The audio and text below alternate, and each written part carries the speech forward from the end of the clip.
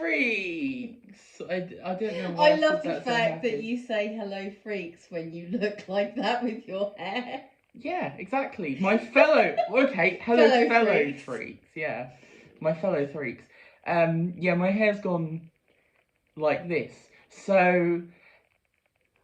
I don't really have much to add apart from you're welcome. This is the new style. I'm sure everyone's going to be adopting sort of mad, nutty professor, and Yeah, it's like Doc in Back to the Future. yeah, or maybe also a bit like if it goes slept white, in a shed or something for a few nights. put your fingers in a plug socket, I think. Yeah, or that. Anyway, hello, and we're back to doing Doctor Who Watch Through review. Yeah, It's been a little while. it has. It's not good enough, obviously. It has been a little while. I'm not going to get into all the reasons behind it. We have sort of covered it on the podcast, so if you know more podcast episodes are up. If you like the podcast, blathering on podcast, you can do all that. Link in the description as well. Anyway, so we've already covered the first story of our series 4. You said our series 4 there. Our series 4. I'm kind of reviving it. I talked about it earlier, last episode. So we've done Power of the Daleks. We are now moving on to the Cybermen. With the moon base. This is kind of interesting because they came back real bloody quick after they were introduced. Quicker than the Daleks even, really. They came back in the same series. So that's quite impressive. Yeah. So yeah, the Cybermen, this is the moon base. I love the Cyberman. Yeah, I think I discussed this for the 10th Planet, but I am not... I love the Cybermen, but a lot of their stories just don't seem to do it. I'm very hit and miss with their stories. Yeah. So, yeah. And this isn't a miss for me, but this is not a major hit. So this one, the basic premise then, the Doctor tries to land them on Mars, is it, I think? Oh, yeah, he's supposed to land them on Mars, but he doesn't. He lands them on the moon instead. He lands them on the moon. They want to go and have a little moon jog. So they go out, have a little explore. And I was saying it was really interesting because I wasn't around at the time, and this was before the moon landing, and I was interested in how much they knew about what the moon would be like. Yeah. Thanks for interrupting my synopsis. Yeah, sorry. I was right in the middle of the synopsis, and you just decided to, Yeah, I'm just going to steamroll over you. Yeah. Anyway, so so they end up finding the moon base. It's a weather control thing. Yeah. So they control the weather on the moon. There's a load of people there, and basically when they arrive, there's an infection sort of thing going around, or like a virus going around that's making people ill and eventually killing them off. Although the first death doesn't happen until sort of later on. Or supposedly death. And obviously, it turns out some, strange things are happening. Oh, yes, strange things are afoot. At the Circle. On the moon base. Yeah. Strange things are afoot at Circle K. Yeah. Yeah. So, obviously, turns out to be Cybermen. Very sort of classic base under siege. Very sort of normal type, Patrick. Quite intrigued by the fact that there's a couple of Doctor Who stories, isn't there, that where we control the weather. Yes, Seeds of Doom. I mean, that isn't like a major part of it, but they do go to the weather office. Yeah, I just mean the idea that we can control the weather is like linked into it, and it's just like, interesting. Yeah.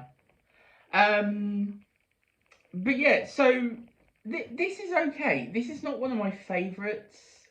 This is our first. Obviously, this is our first with. Oh god, I've forgotten. Is it Jamie? Jamie, yeah. God, I can't believe I nearly forgot his name there.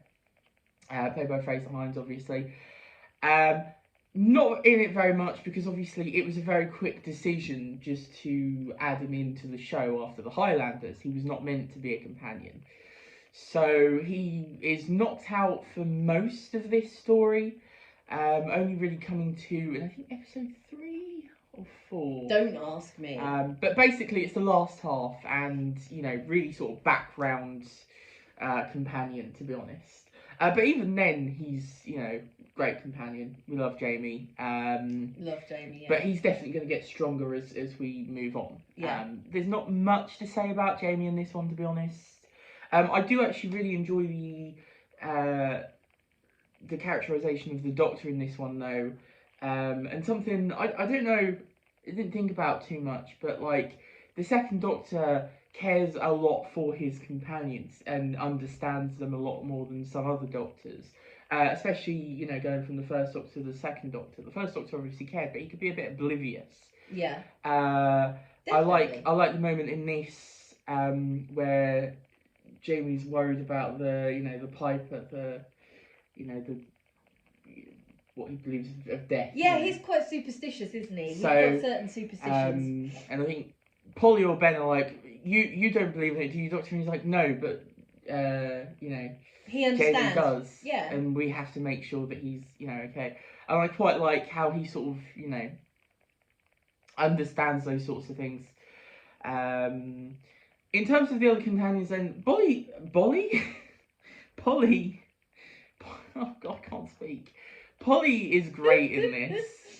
I really enjoy her. She's got the. She's great. Quite clever. I mean, she actually, she comes up with some ideas. She's sort of thinking outside of the box. Yeah, I mean, it does still, as with. She does make a lot of coffee. Yes, as with most Doctor Who, though, or classic at least, they do sort of like dumb down at points so that they can ask. Particularly bad is Ben, but Polly does have a little of the, what do you mean, Doctor? Even though like we clearly know what he means, it just needs to go over just one more time. Just get it in there. Well, Ben's particularly bad in this one, isn't it? Because it was like, please explain it to me like I'm a 5-year-old. Yeah, like I'm a 5-year-old. Ben is really, really dumb in this one, to be honest. He's still fun. Ben, I'm not a massive fan of Ben, to be honest. He can be a bit of a dick. Yeah. I know I wasn't going to swear on this, but whatever. Anyway, I won't again. Probably will, but Yeah, I was going to say. I've got this bit of hair sticking out. Look, it's in conjunction with your hair, obviously. Yeah. The Cybermen themselves, then, this is the thing. I really like their depiction in their first story. This one kind of dials down the idea, to be honest, and they are more just metal, beasts. They do say that they're trying to survive and that they got no emotion, but you do get the sense they do definitely have some emotions, especially with the stupid human brains. Yes. Which is a fun bit of dialogue, I must admit. I do enjoy the Cybermen being very proud of themselves, even though it's not that particularly clever. But I mean, the hiding place is amazing. How they didn't find the Cyberman's hiding place is beyond me. I do rather enjoy the fact that they missed a massive metal glowy being under a little blanket. Under a blanket. In a tiny room. Like, how blind are these people? In the medical room, yeah. Yeah, how blind are these people? So they've got other things on their mind. Yes. Yeah, they do. They've got to get the weather under control. Oh my god, there's only like 10 of them there and they're trying to control the weather in the whole world. I mean, come on. So there is some fairly interesting stuff. Obviously, not being helped by the Earth and that a little bit, is like keeps getting annoyed. Um, the crew, like the other characters, the supporting characters in the place on the moon base, they're fine. They range from sort of fairly interesting to just sort of like you forgot they were there, and then Yeah. they sort of like peg They it or have something. nice swimming hats as well They do. for They do. working Yes. the machine that controls the weather. I will say they obviously tried to be sort of slightly like, oh, it's going to have different people from over the world on the moon base because it's a world thing. Yeah, and they've all But- got their flags on their front. Yes, but my particular favourite is the French one, Benoit. He's got his little neckerchief. Yeah, I enjoy Just him. to He's quite indicate that funny. he is French and he is stylish. He's very stylish. Yeah. Also, one thing I was quite happy about was that they didn't push the sort of the guy not believing the Doctor and stuff too much. Like, he doesn't, but like it's only really mainly for that one episode, and it doesn't get annoying. And that is one of my pet peeves with Doctor Who. They do that, and it can get a little bit annoying. It's like, because obviously it's going to turn out that the Doctor was right, Yeah. But it's not too bad here, and I think it worked quite well because he gradually getting more and more like, what the hell are you talking about? That can't be the case, Doctor. And then going, oh wait, no, it is. So it works here, Yeah.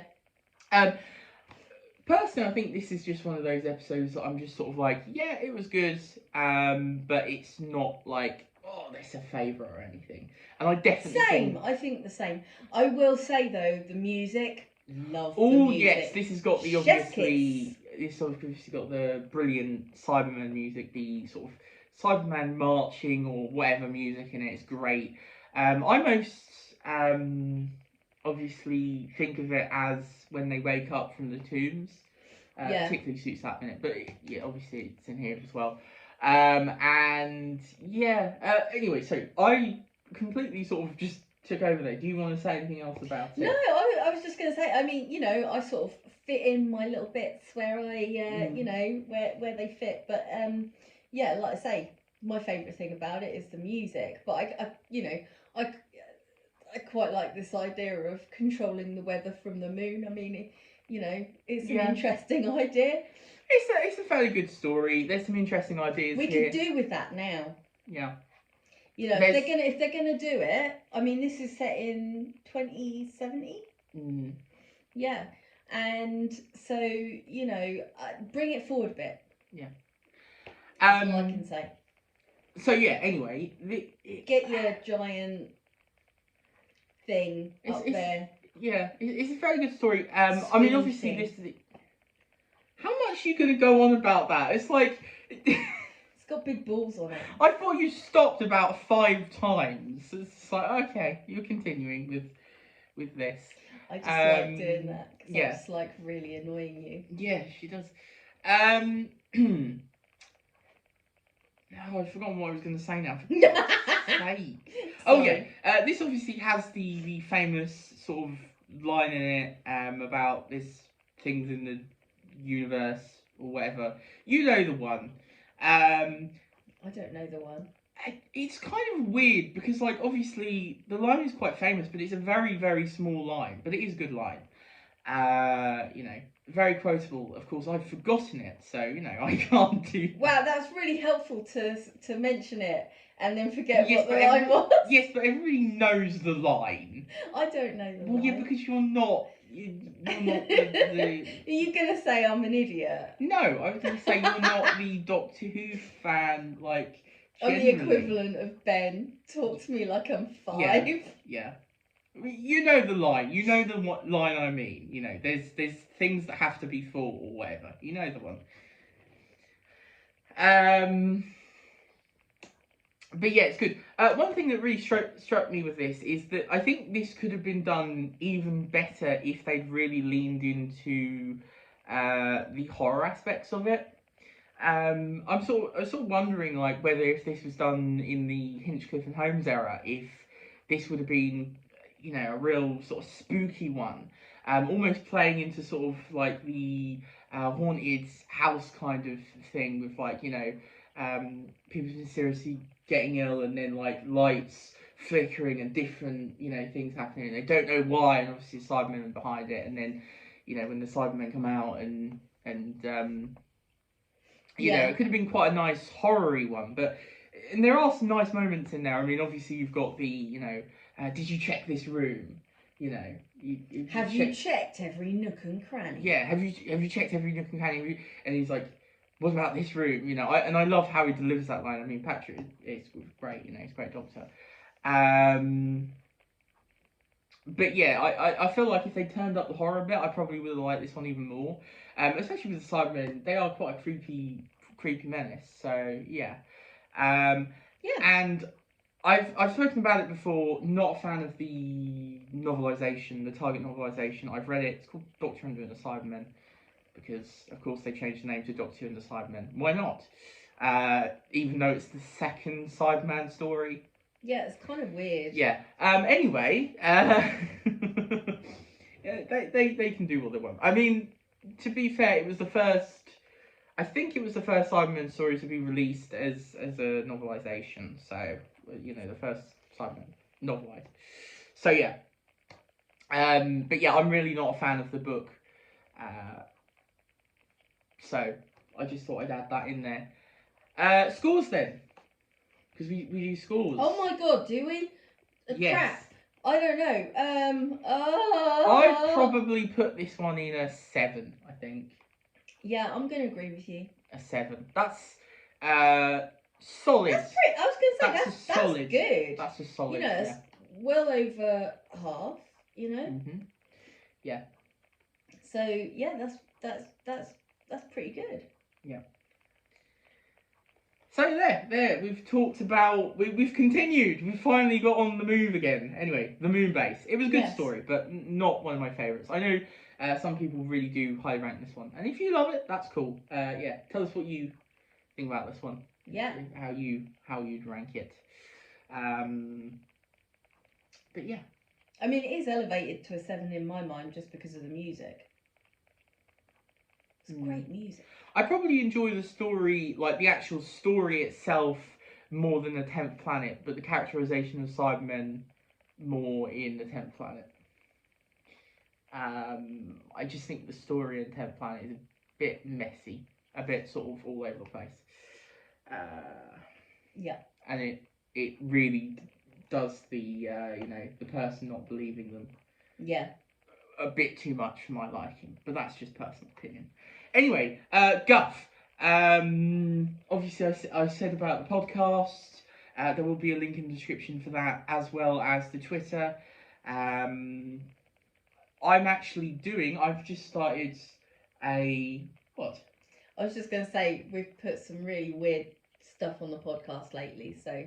we have, it'll be, worth a check out, because seriously... Yes. Yeah, there's some interesting things. And coming up as well, so yeah. Yes. Anyway, I was going to say, I've just started watching Star Trek from beginning on. I've started tweeting my thoughts out about it. I'm probably not going to interact with many people because I've seen some bad stuff, but I've seen things. Yeah. Obviously, that's not a wider generalization, but if you want to see my thoughts about how I'm feeling about Star Trek from the beginning, I have watched episodes before, but if you want to see how I feel about it, you can see there. I'm not watching it. No. So you don't get my thoughts on it. No, you don't get my thoughts. I'm rather enjoying it. Spoilers. Anyway. Yeah. So. Anyway. Who's that? I don't know. There will also hang on. So what's the guff? There's Twitter @BlatherInPod, link in the description. Oh yeah, subscribe, like, comment, all those good stuff. Ring the bell. The general things that people who are sort of do this for lots. People who are good at YouTube. Yes. Tell you to do. Yeah, they do. They do. Like and I've heard that. subscribe. Yeah. Well, It helps the channel. some people get like little graphics up.